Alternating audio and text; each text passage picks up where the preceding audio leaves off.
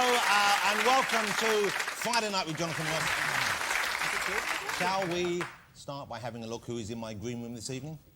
Why don't we? My first guest is an actor and Hollywood's favourite hobbit. It's Elijah Wood, ladies and gentlemen. What a good-looking young man. Thank you. There's Elijah. Thank you for coming on the show, Elijah. It's nice to have you here. Of course, you know that he was a little hobbit. In his new film, he is a tiny penguin. He keeps getting smaller. He'll be a shoo-in for the lead in the Tom Cruise story. I'm telling you, it's yours. My next guest is an Irish actor and comedian. He is Dylan Moran, ladies and gentlemen. Hello, Dylan. He has smouldering good looks. I think you do. You're like a fire. It's smouldering. Now, I'm glad Dylan's here because it gives me a chance to apologise to the people of Ireland, because in the past I have been criticised for trivialising Irish culture. Dara O'Brien was on the show and he had a bit of a go at me, so I've mended my ways and I've done a bit of research and now I know it isn't just Riverdance, right? They also have Eurovision and the Nolans, so... And Johnny Logan. And Johnny Logan, yeah. My next guest is a cook, and what a cook. You can keep your Jamies, you can keep your Gordons. There's only one person I want kneading my dumplings, and that is Nigella Lawson. Hello, Nigella. Hello. Oh, you look lovely. Thank you very much.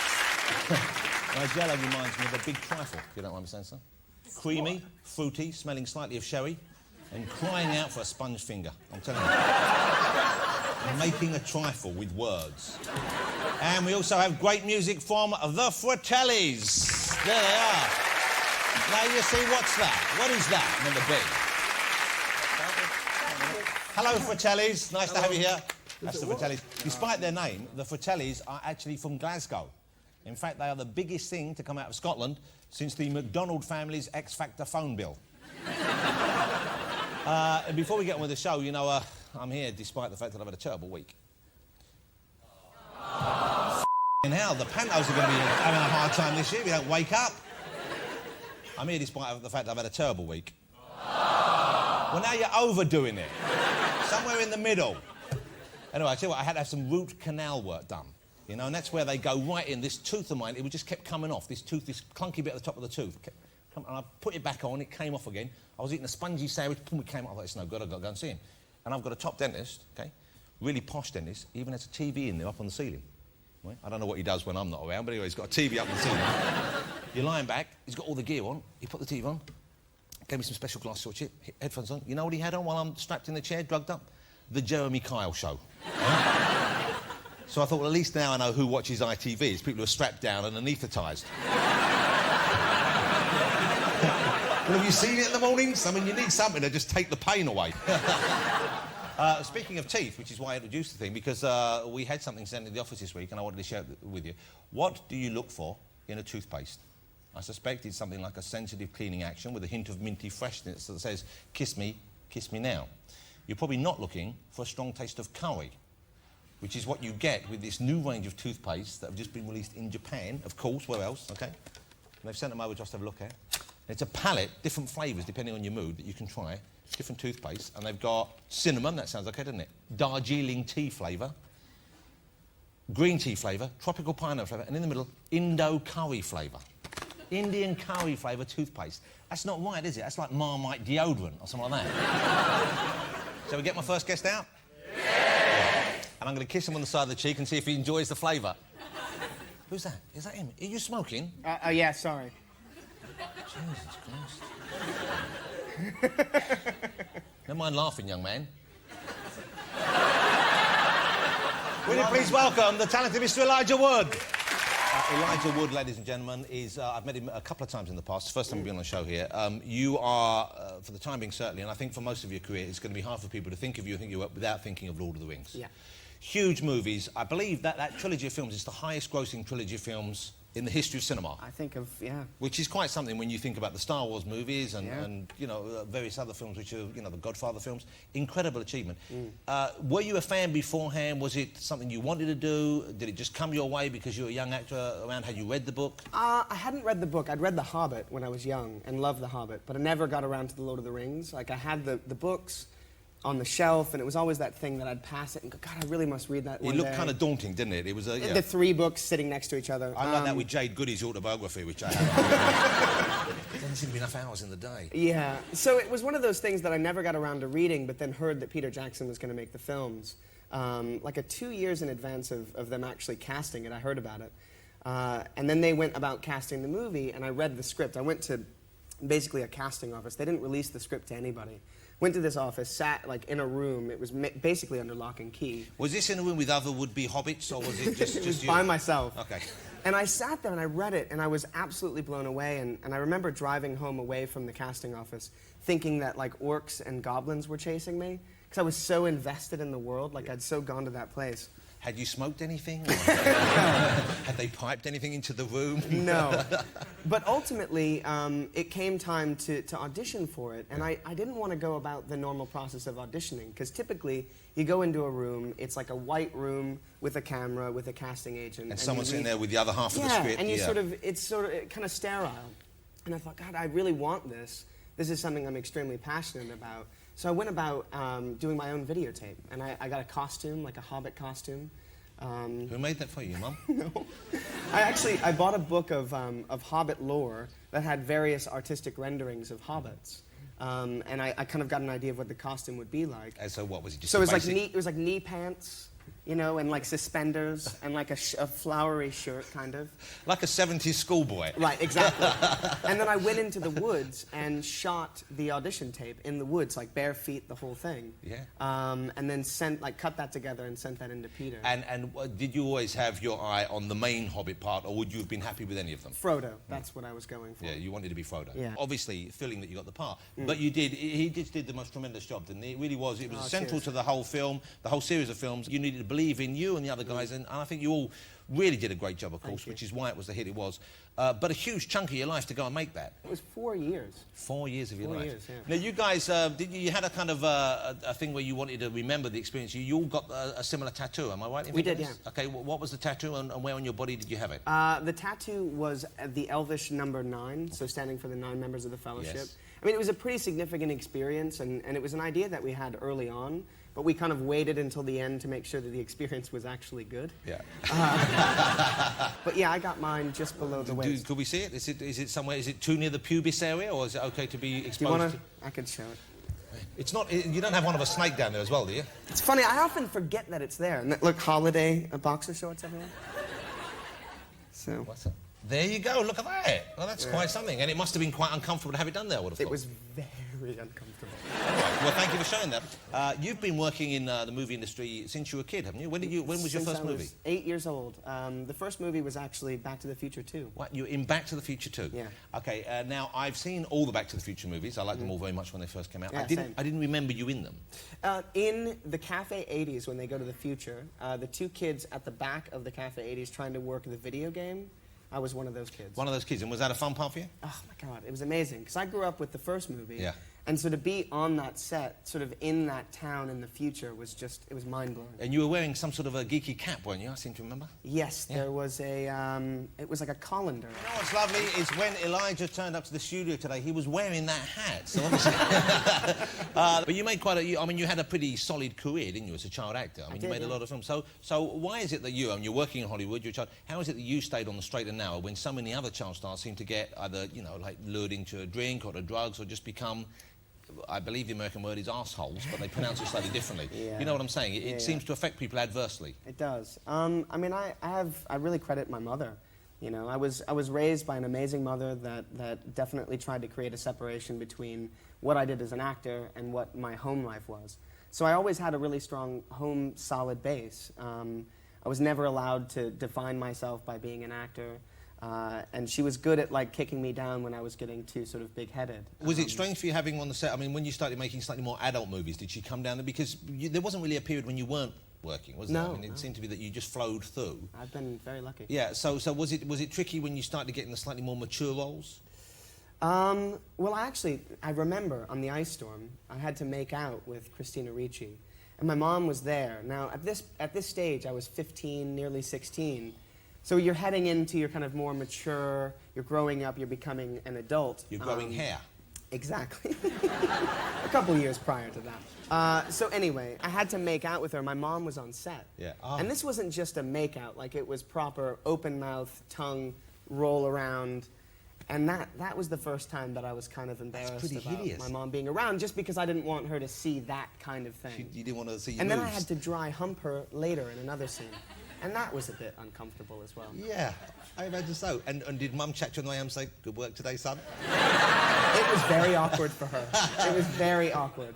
There were a few words, not many. Elijah is in a movie which I saw the other night. It's a family movie. Would that be a fair thing to say? It is a family movie, yeah. Yeah. It's called Happy Feet, and I went to see it on my own. There was a screening, I couldn't take the family along, and this was the day I'd had root canal work. I don't know if you heard about that. I did hear about that. Okay, well, it was a terrible experience. I'm sorry. So I wasn't in the best of mood, Elijah, I'll be honest with you. And I didn't really want to go and see a movie about singing and dancing bloody penguins on my own late at night. It's raining outside and I've got a sore mouth. Yeah. And my tongue was like that. You've painted a good picture of the scenario. It cheered me right up. Oh, good. I really enjoyed it. It's Good. a lovely, it's a kind of a weird idea for a film, but it kind of works, doesn't it? It is. It's kind of so many elements, and it almost shouldn't work. You know, there's like Moulin Rouge elements. There's dancing and singing. There's a whole environmental sort of thread Yes, throughout the yes. movie. Themes of individuality. Some angry walruses, or one angry walrus. Yes. You I mean, just there's sort of a lot of different Yeah. things, but it works very well. It's got the vocal talents, as they say, of Elijah, and it also has, is it Nicole Kidman? Nicole Kidman, Hugh Jackman, Robin Williams, who I got to work with, who was amazing. He voiced one of the little penguins, I guess. He did. Or did he do all of them? He did two. He did one of the little ones, and he did Lovelace, who is the kind of guru that we consult with. Okay, Happy Feet is out on the 8th of December. It's Yes. next weekend. And I'm definitely going to go back and see it with my kids, because I loved it, you know, and I don't just say that because you're here, because Oh, thank you. if we have people on the show whose films I don't like, I don't express an opinion. Good. I just go, the movie's out on Thursday. And then I do the film show next week and I go, yeah, it's not so good. But when I actually like it, well, I have to be honest, but I actually really love the movie. Oh, that's excellent. Look, can we put a picture of the penguin up on the screen? Do we have a picture we can put up? Okay. Now, look at the penguin. Now, can we put Elijah's face up now? Let's have a look at the close-up. No, look. Look at that. What do you think? It's just you with a bit of black makeup on. It's a charming film. It's very funny, and also it's very different, which is what I like about it. It doesn't feel like Yeah. your standard, kids movie these days. It kind of works over and above that. Yeah, and there's actual reality in it. You know, there's some darkness in the film. No, there's no actual reality in it, Elijah. It's about singing, dancing penguins. I don't know if they told you that. That's how they got you to do the film. It's about as far removed from reality as you could possibly get. However, it is a lovely film. Maybe the singing and dancing part. Well, where's the reality then? What, in the talking walrus? Where's the reality? There is now, well, of course, when you had Lord of the Rings out, they made some figures of you. There was They did. A little. Here you go. This is his head's on backwards. There's no his trousers on. There you go. There's Frodo. I secretly love these toys, by the way.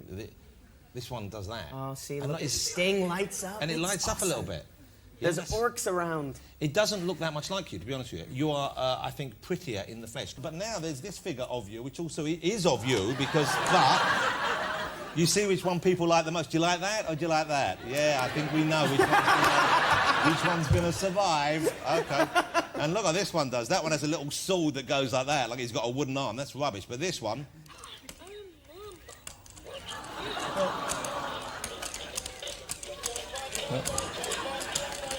It's cute at first, and then after about 30 seconds, you're thinking, I want to turn it off.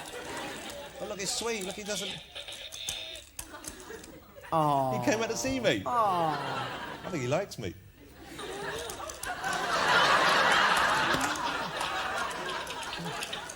You could go now if you want, because this is magic. No, hey, here you go, look at this little fat fella like that. Oh. Isn't that nice? So adorable. Okay, that's what I'm going to keep. I gotta get one of those. No, you can't have one of those, Okay. apparently. Apparently they only made one and they gave it to me. To say nice things about little film. I'm joking, of course. It's great fun. It's a lovely family film, and it's one that parents will like as well, which is a Yes, rare thing indeed. these days. Elijah, how lovely to have you on the show. It's been such a pleasure. I'm a huge fan. Ladies and gentlemen, Mr. Elijah Wood. Thank you, Elijah. Thank you so much. Thank you. Great. So excellent. I'm keeping it. Thank you, Elijah. Okay. In this film, ladies and gentlemen, I'm delighted to say it's Dylan Moran. Dylan, it's great to have you here. Thank you very much. Hello. Hey, I think I mangled your name a bit. I was trying to say it, I assumed it was the correct way of saying it, and I know it's not Dylan Moran. Yeah. I sort of said Dylan Moran, but I don't know if I got it right. How is the correct pronunciation, the way to say your name? It's pronounced Fitzsimons. Dylan Fitzsimons. Yeah. That's where I've been going wrong. You live over here now, or you still live in Ireland? No, I live in Scotland. Okay, in Scotland? Yeah. Okay. Okay, well, that was a strange answer to an unusual settling question there. Why Scotland? Why did you settle there? Because Elaine, my wife's from there. Okay, well, that would make perfect sense Yeah. then. Did you like living in Ireland? Yeah, Ireland's great, you know, but there's a few things you can't do there, or that you couldn't do there anyway when I was there, like get a job. It's different now because it's like, you know, it's like the rest of Europe. It's like they've You got can't money. move for the English there now, of course. No, you're all over there, you know, looking for work. Do you think if the English did all start moving to Ireland, okay, and as Yeah. we know, the Polish are all moving here to England, and then if the Irish all move to Scotland, Yeah. and the Scottish people all move to Poland, Get something going. how confusing that would be for us.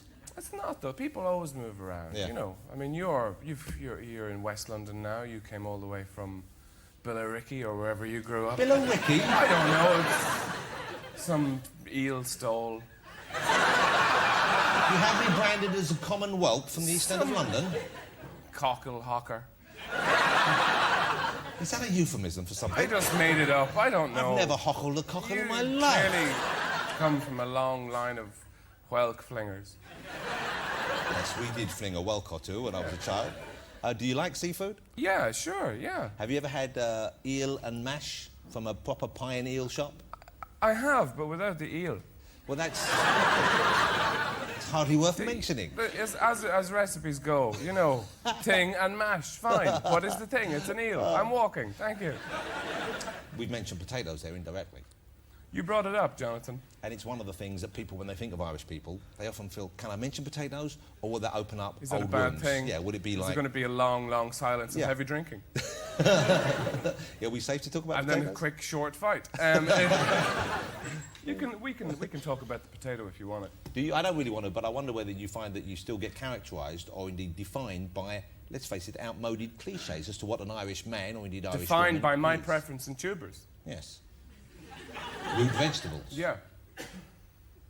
Is this a problem? Is that what you're asking? I'm wondering whether you've encountered this. Do people expect to see you walking in with a small green hat on? That's what I want to know. Tickling a pig. That would be great, wouldn't it? Just for the hell of it, would you consider doing that? No. There isn't really an English equivalent unless I can... Oh, yes, there is. What would it be?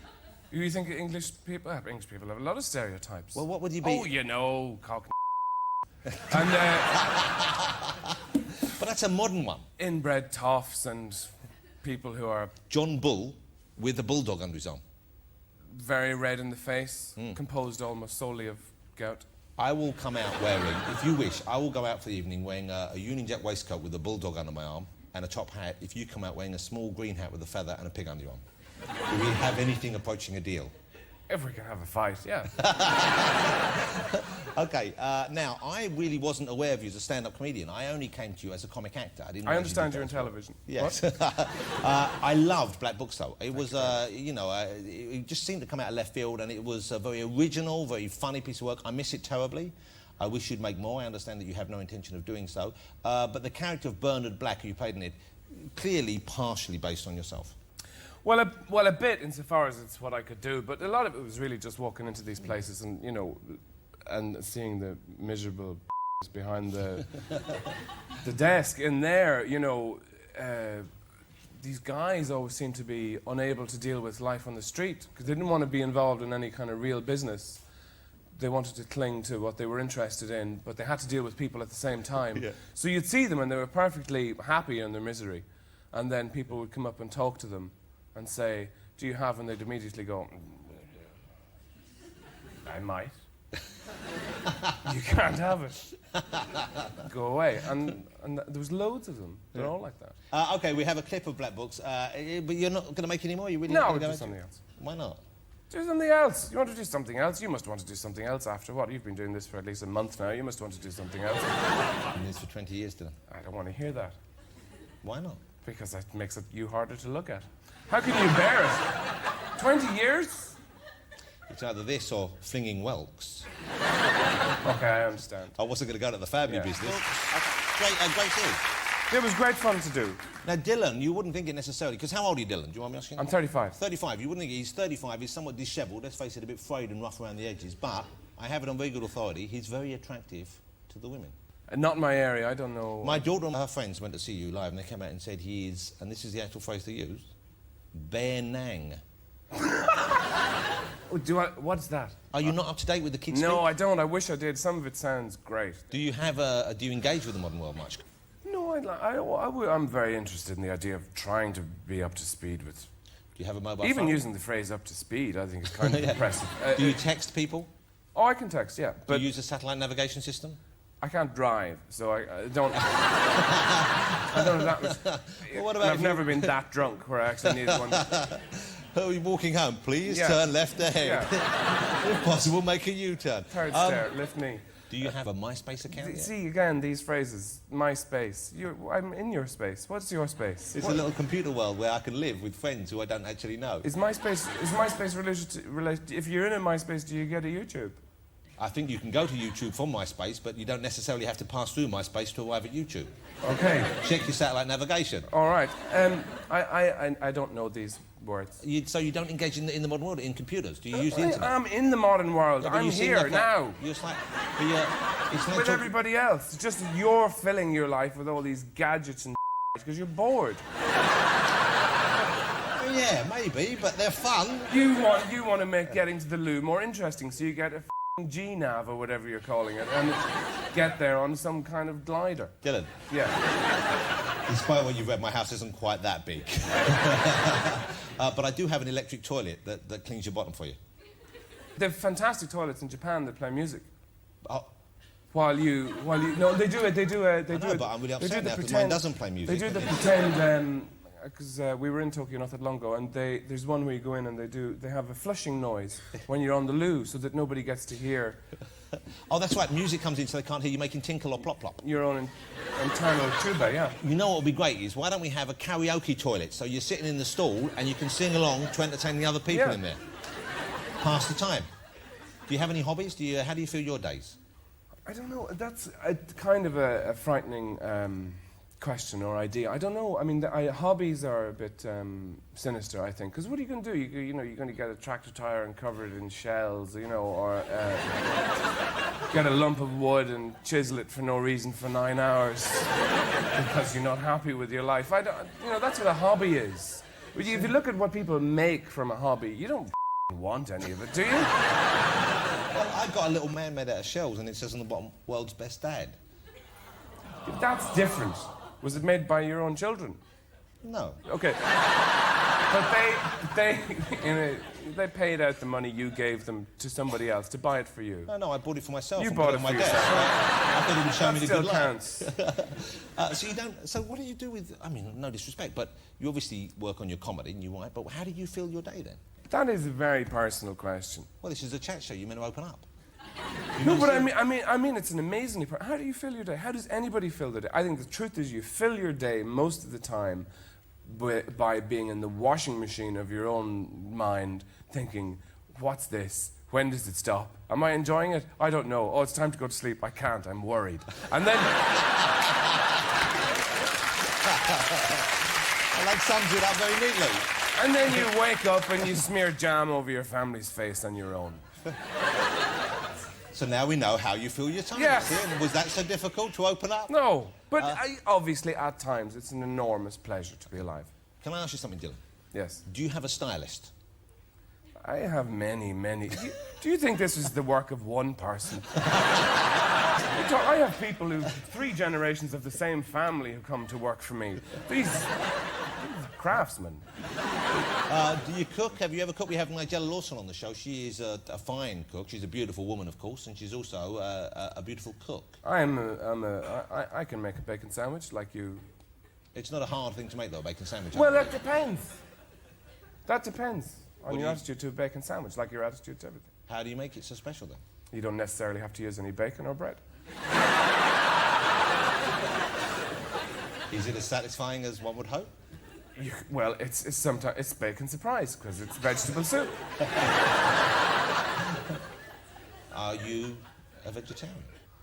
I was vegetarian for about a month when I was 15, and but the only thing I could actually eat, because I don't like vegetables, I actually find them morally objectionable, a lot of them, and I think some of them have a sinister aspect. If you look at cauliflower in the right light, you can imagine it at a blackjack table,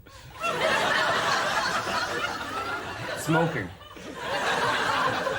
And I don't like, the only thing I could eat was baked beans. And I was 15, and you know, hormonally you're very busy then, and it was like eating my own reflection. So I get it. That can't be good for you. Can't No. be nice. Dylan has a DVD of live stand-up material, and as you no doubt will have seen this evening, you know, just about anything I've thrown at Dylan, he's come back with something funny. He is, where's the thing, I think, a naturally funny person. Dylan's live DVD is called Like Totally Dylan Moran. Dylan, and now so presumably, you're not touring at the moment? Are you gigging No, at the I'm moment? done. I hear you're writing a novel, is this correct? Oh yeah, but I've been doing that since, you know, ever since I started being allowed into cafes by myself. And everybody is, anyway. You know, I mean, every second person you meet is saying, yeah, I'm working on this thing, I can't really talk about it now because if I do, it's just so good, it would make your eyes explode, or you wouldn't be able to deal with it. But could you give us a hint what your novel is? No, I can't, it's just too good. And I can't. You know, it's embarrassing to talk about anything you haven't actually achieved. Well, how much have you written so far? I have written a number of words. And longhand or on a computer, recording device? of some sort? Longhand. What, in old-fashioned not pen on ink? Not on one of those computation devices that you people speak of. Do you have a laptop or something like that? I have a laptop, it's flat, it's white, it's shiny, it looks very impressive, and I touch it often. Do you write on it? No. But I do touch the lid. I'm still settling into this century. Do you have an iPod? Nope. Do you have a Walkman? I'm waiting till they get all this kit in one 6 by 3 inch lump of metal, and you just stick it up your and it does everything. I think You I'll hear wait music all the time, everything's in vivid colour, your tastes and all your hearing is enhanced, and you never have to do anything ever again. You can stay in bed and just live in this vortex of sensation. Dylan, I'm not going to hold it to you, but you sure 6 by 3 will be small enough? I'm not that good at spatial relations. 6 by 3 could be that. I didn't work it out. Okay. Dylan Moran, ladies and gentlemen, I hope you agree, is a charming guest. He's also a very funny man indeed. It's Mr. Dylan Moran. Thank you so much. It was a pleasure. It was great. I'll see you all. I might see you after. Let's get my last guest out. She has been simmering in the green room for almost an hour, and I think she's ready to be served. Would you please welcome the lovely Nigella Lawson? Doesn't Nigella look great? Wow. And look at this. I'll make you a present. Wow. Okay, so every year I make Christmas tree decorations. Okay. So instead of giving you angels and everything, here I've given your name in lights. So, but these are made, this is gingerbread, and you've made a hole in it so you can hang it from the tree. Yes. Wow. You'll have to thread the ribbon through. Did you really make them? I really made them. Okay, so you must just spend like all day making stuff, do you? Is that what you do I with all your wish stuff? that were the case, but no, but a lot of the time. But something like this would take me about 10 days to make. It wouldn't. This would take me forever to make. I mean, presumably you know what you're doing, but just to get all the bits and pieces assembled. No, and but that's okay, because you buy them, and you shake them over. all the little That's it. balls and stuff. Yeah, Hey, I I like don't that. like those balls. Could you make me a different O without the button, a different S? Because I don't mean to be picky, and a T, and that one's got some on. Because those ones, have you ever bitten one of those, Nigella? But you can just hang them from your tree. No, never Give mind them that. to someone you don't Listen, like. I want the whole... Okay, no, well, let go. I want the whole spell your name, and I want you to go back and redo those and come back when you're finished. Okay. No, sit down. But I don't like the silver balls because they hurt your teeth. They do, and you've suffered enough. Yes, I have. So you must be, I'm imagining... Hold it, I can't spell my own name. Hold on. It's difficult upside down. Okay. Thank you. Okay, there, let's get it right.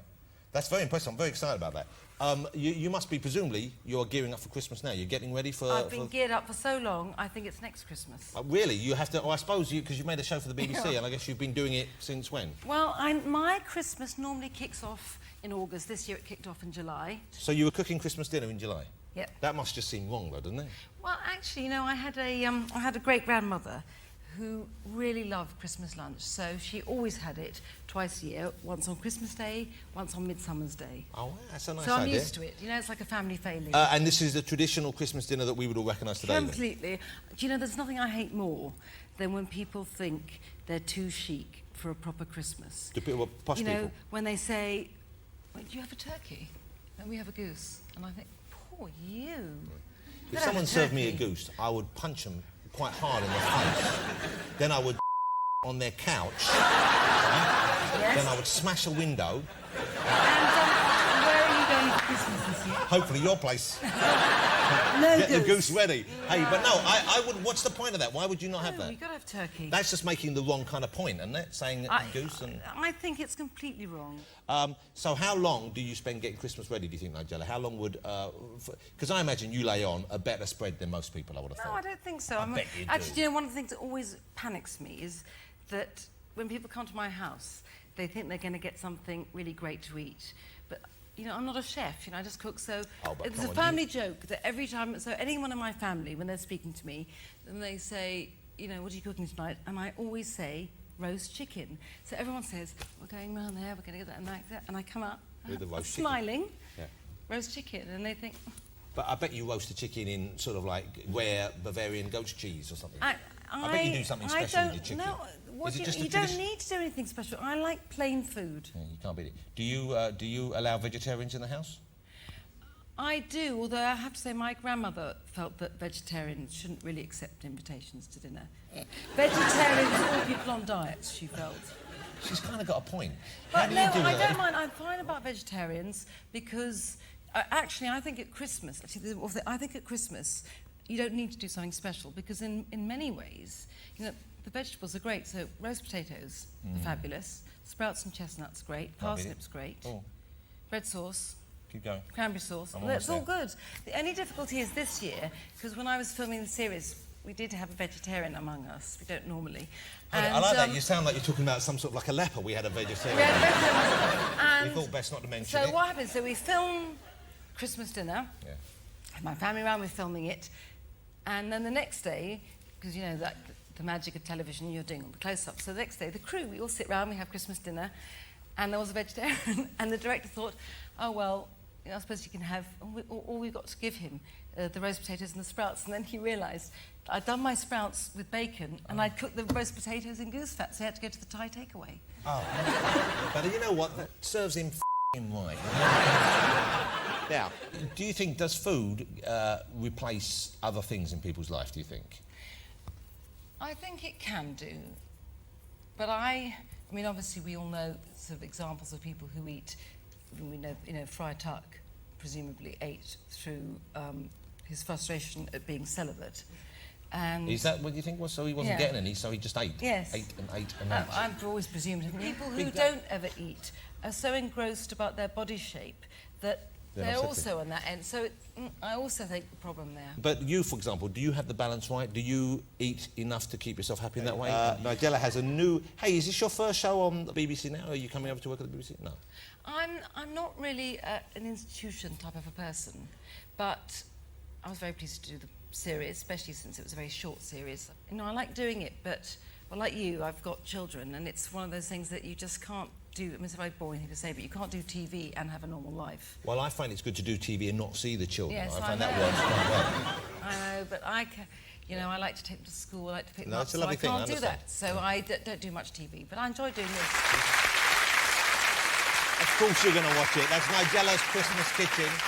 Now, that's mainly filmed over here, but you travelled for that series, didn't you? Where did you go to? I went to Salzburg for one of the Christmas markets. How nice. Now, Salzburg is in Austria, is that correct? It is in Austria. The food was so delicious. And what do you get in Austria that you can't get here? Well, actually, I had something which... I get this awful thing, which is like the Vindaloo and the lager thing when I go out in a restaurant. So I went to a restaurant with my crew, and when the waiter comes round and he says, well, we've got something that's very traditional, Salzburg speciality, and it's like a really delicious ragout of heart and lung. And they all go, oh, my God. So, of course, I say, bring me the heart and lung. Oh, heart and lung Imagine, of which like animal, a though? canister. Do we know where it's come from? A veal. They're full on there, so it's a veal. So it's a baby animal and they've ripped out its heart and lung while its mother probably watched. So you could eat it. But that was all right because it came with a really delicious bread dumpling the size of a tennis ball. And it was so delicious because I was a bit worried, because even I was worried because I thought it would look like those things in the transplant things. But it was very, very, very finely chopped with a very nice sauce. And I converted everyone to the heart and lung. Actually, you were saying about vegetarians. Yes. Which actually I have converted a vegetarian on my series. But is that a good thing or a bad thing, do you think? Well, I felt a little teeny glimmering of pride. Okay. Listen, have you ever put anything in your mouth and thought, I wish I hadn't? Never. Never? What a lovely Christmas it must be round at Nigella's birthday. You're obviously someone who enjoys life, and I mean that in the nicest way, because you know you're sort of cited as a voluptuous woman. But yeah, is it weird being held up as an example of, because you're always cited whenever they talk about curvy women, they always mention there's always photographs of you, and on the one hand I suppose it must be lovely to be seen as being admired, but the other hand I don't think I've met a single woman ever who was happy with the way she looked. No, but on the other hand, given that is the common denominator, that we're all worrying endlessly, I think it is slightly more relaxing to think, well, I'm not going to fight the fight anymore. And once you've accepted that you can have that other packet of Maltesers, life gets a bit rosier. I'm a great fan of yours, not just because I think you are a charming person, and I think obviously you're a talented performer in the kitchen, but there was one thing I read about you in particular, which was a quote, and I don't know whether you said this or not, but it struck me as being such a lovely thing to say. You were talking about your children, and you said that the interesting about having children is you have to stop being the picture and you become the frame. And I thought that was just a charming and insightful thing to say, and I'd never said that to you before, but I wanted to say it to you now. Thank you. Okay. Now, before we move on, before we say goodnight to Nigella, and we must, I'm afraid, I love your shows. One thing I sometimes resent about them and don't like about modern cookery shows is the kind of frenetic pace of the show, the camera work. It's all kind of like wibbly-wobbly like this. So you're cooking. Pretend you're chopping something like that. This is like, and you talk to me on the camera, okay? Okay, I'm talking to you. Okay, so don't worry about how... Oh, listen, That's what it's like, and it's all like, whoa, look at that. Don't diss my crew. Right, okay, it's all over the place. Oh, no, place. I've got lots of disco glitter from my decorations all over. And you can't concentrate on it. But you don't want to concentrate on it. Yes, you do. I want to see clearly what's being done, and then occasionally a couple of money shots, and then back to what's being done. You know, a view with a bit of cream going. That's what you normally get. It's like, and now I'm going to bake this at 100 degrees, and they cut you for some reason going. I can't go up the tree now. All right. What's your dentist thinking? Christ almighty, woman, how long do you cook that for? Not long enough. I bit the inside of my mouth now, it's a bit soft. No. Okay. I'll give you another J so you can hang it up and remember who you are. Thank you. Fabulous. Nigella, it's lovely to see you again. Have a great Christmas. You too. Nigella's Christmas Kitchen starts on the 6th of December here on the BBC. It's on for 3 weeks. It's the perfect way to get yourself organised. Nigella, great to see you. Have a great Christmas and a lovely year ahead. Nigella Lawson, ladies and gentlemen. Are you going to stay for the music? Okay, well, first thing you sit down. Is that a real animal of some sort I on there? think it is a real animal, but it's got this strange thing. It's a real animal that's been fed latex. Thanks to all my guests this week. Of course, the lovely Nigella Lawson, Dylan Moran and Elijah Wood.